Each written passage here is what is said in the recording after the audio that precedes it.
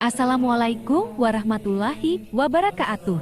Berjumpa kembali dengan channel Yuli Gimal. Kali ini saya akan menyajikan konten safari religi dalam kegiatan kultum pada sholat tarawih hari kelima di Masjid Al-Islamiyah, Kenali Asam Bawah, Kota Baru, Jambi.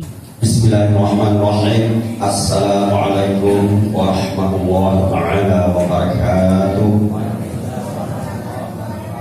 Alhamdulillah wa syukur ilallah, la hawla wa quwwata illa billah, asyhadu an la ilaha illallah wa asyhadu anna Muhammadar Rasulullah.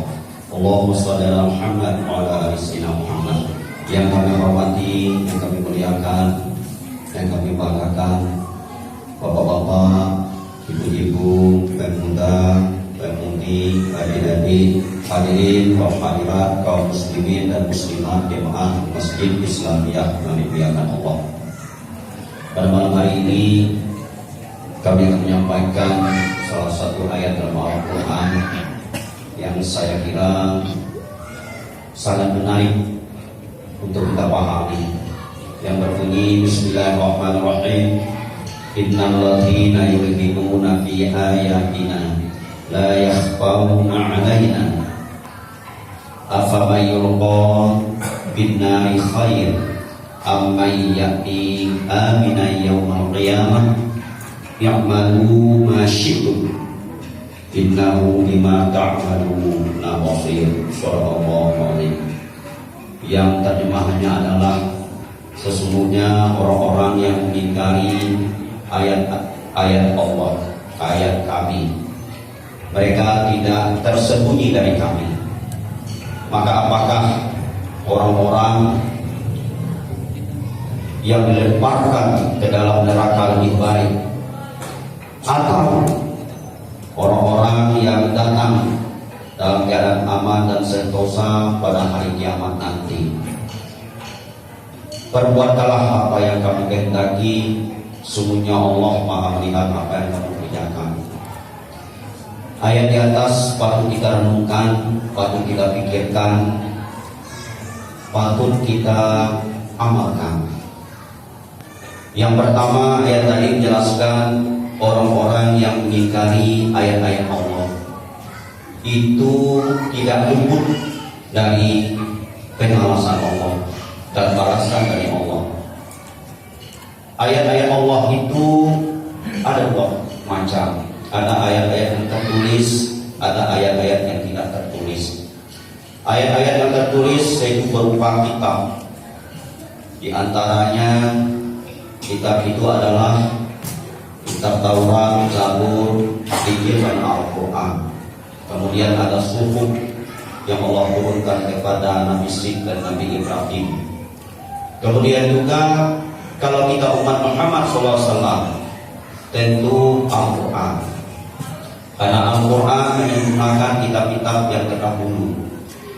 Al-Quran telah menuntun kita sekalian mana yang perlu, mana yang wajib, mana yang haram, mana yang halal, mana yang makruh, mana yang subhat, mana yang sah, mana yang batal, mana yang boleh dan mana yang tidak boleh. Itu telah diajarkan Al-Quran, telah diinformasi oleh Al-Quran, telah dituntunkan kita semua dari Al-Quran. Sedangkan ayat-ayat yang tidak tertulis itu adalah ayat-ayat kauniyah, tanda-tanda alam menunjukkan kebesaran dan kekuasaan Allah Subhanahu wa Ta'ala. Dalam ayat selanjutnya, ayat kauniyah itu dijelaskan sebelum ayat ini, yaitulah di antaranya ayat kauniyah bumi yang kering kerontang, yang tandus karena Allah tidak turunkan hujan. Kemudian pohon-pohon banyak yang layu, banyak yang mati, tanah-tanah banyak yang pecah. Hewan pun sulit untuk mendapatkan makanan dan minuman. Dengan turunnya hujan, maka tanah yang pecah-pecah tadi menjadi subur.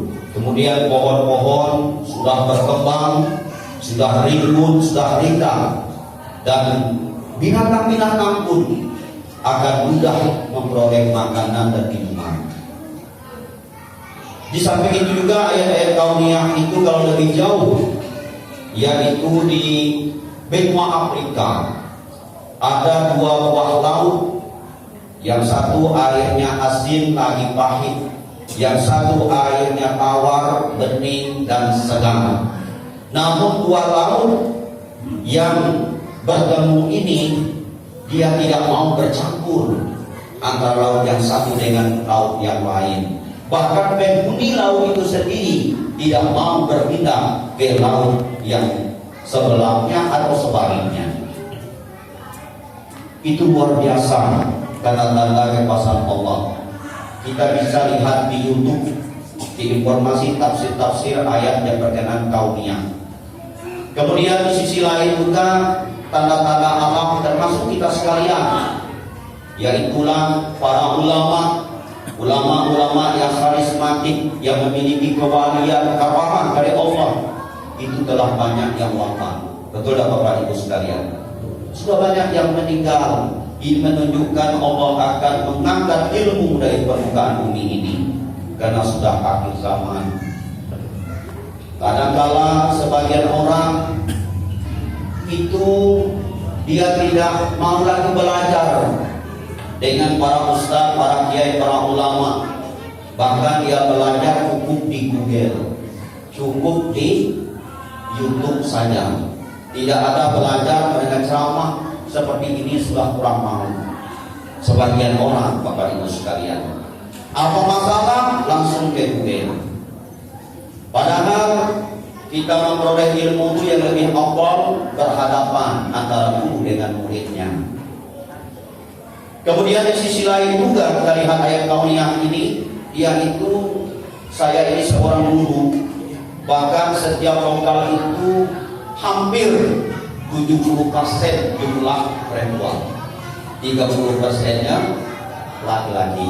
Berarti lebih banyak perempuan daripada laki-laki. Bahkan di YouTube itu jago-jago pun sudah banyak. Bapak Ibu sekalian muliakan Allah, belum lagi yang lain. Bahkan 2 hari yang lalu berita di TV ada yang angin puting beliung, kemudian ada juga tanah bergerak, kemudian juga banjir, masih banyak lagi ayat-ayat kauniyah. Dan patut kita renungkan, patut kita pikirkan. Kemudian lanjutan ayat tadi adalah orang yang mengingkari ayat-ayat Allah itu, kalau di dalam Al-Quran sudah dijelaskan di antaranya Fir'aun, Haman, Qarun, dan orang-orang munafik di zaman Nabi kita Muhammad sallallahu alaihi wasallam. Kemudian Al-Quran itu apa yulqa binnari khair amma ya'ti amina yaumil qiyamah. Allah SWT mengotonomikan kepada kita sekalian, menyerahkan sepenuhnya kepada kita sekalian. Apa kata Allah? Apakah kamu sekalian mau masuk neraka atau mau masuk surga? Terserah itu. Amma ya'ti amina yaumil qiyamah, atau kamu sekalian mau aman sentosa pada hari kiamat nanti, atau mau sengsara. Ammayati.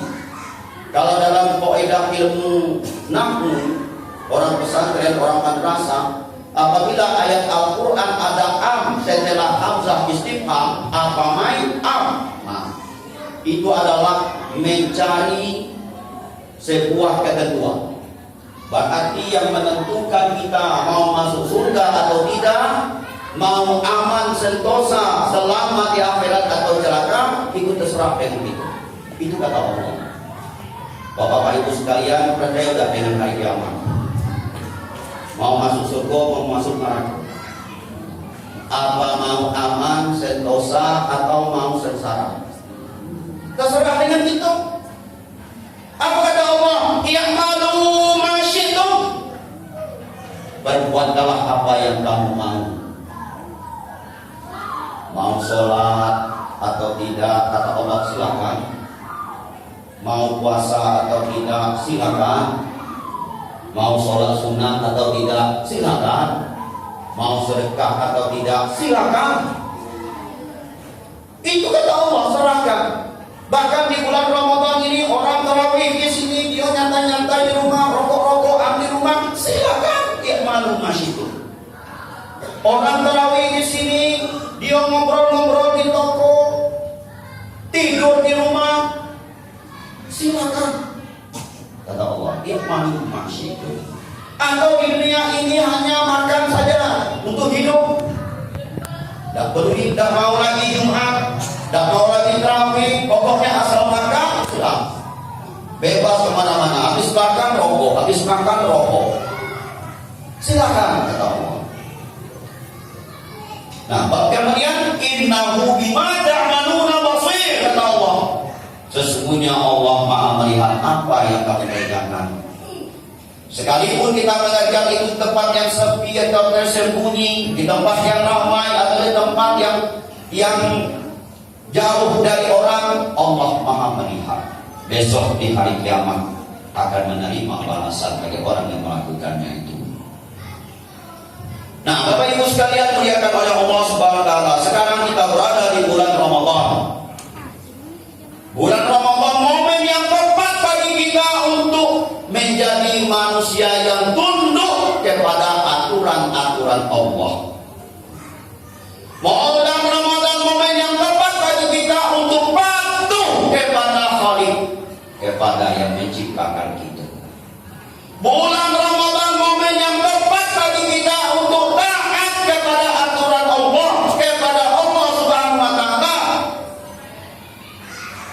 Silakan kita melaksanakan perbuatan baik sebanyak-banyaknya di bulan Ramadan ini, Bapak Ibu sekalian.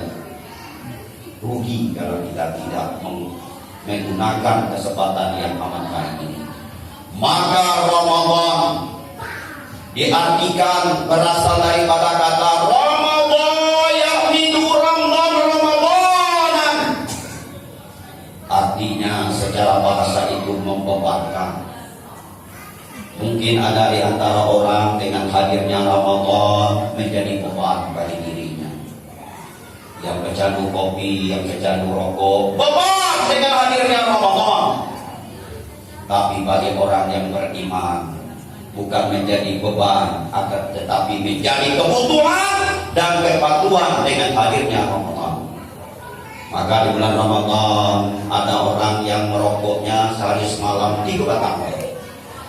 Habis buka sebatang, habis tarawih sebatang, habis sahur 1 batang lagi, 3 batang.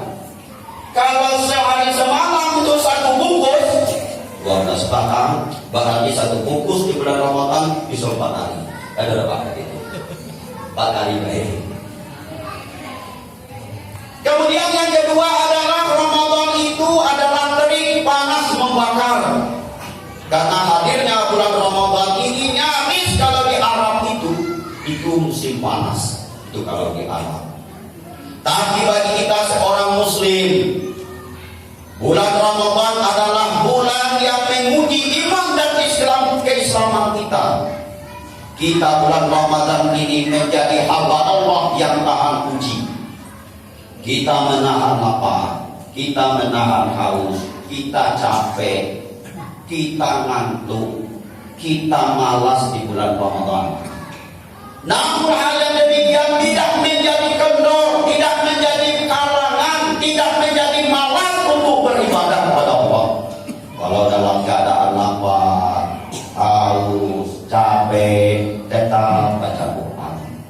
Baca Quran Bapak Ibu sekalian bulan Ramadan.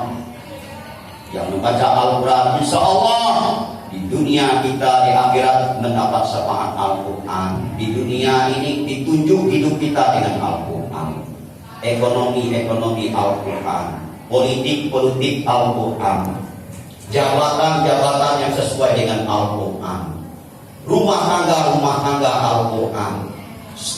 Ini adalah Al-Quran. Kemudian walaupun dalam keadaan lapar, haus, capek, malas, tetap sholat tarawih. Sekarang alhamdulillah masih banyak. Nanti tanggal 10 mulai berkurang. dikit. Nah, malam ke 25, 21, nah, ini tinggal sekali sendiri. Itu hilang oleh tak mana tak begini. Nah, oleh karena itu Bapak Ibu sekalian dimuliakan oleh Allah Subhanahu wa taala, Ramadan ini adalah bulan kesabaran kita dalam beribadah kepada Allah Subhanahu wa taala. Saya mengajak Bapak Ibu sekalian, walaupun kita malas, walaupun kita ngantuk, jangan pernah tinggal sholat tarawih ini. Walaupun ibu-ibu capek masak, ada yang berdagang, sore-sorenya ngantuk-ngantuk dikit. Ngelompok, ngantuk, tapi tetap tarawih. Jangan sampai lupa tarawih. Kemudian Ramadan itu adalah tanah yang subur, yang siap ditanami, yang siap ditumbuhkan, yang siap disemai dengan bibit-bibit yang unggul. Bulan Ramadan itu kata Majasi. Kenapa unggul? Artinya sekecil apapun bulan Ramadan ini, amal yang kita lakukan ikhlas. Nah, ikhlas itu yang maksudnya dengan unggul. Bibit yang unggul itu ikhlas.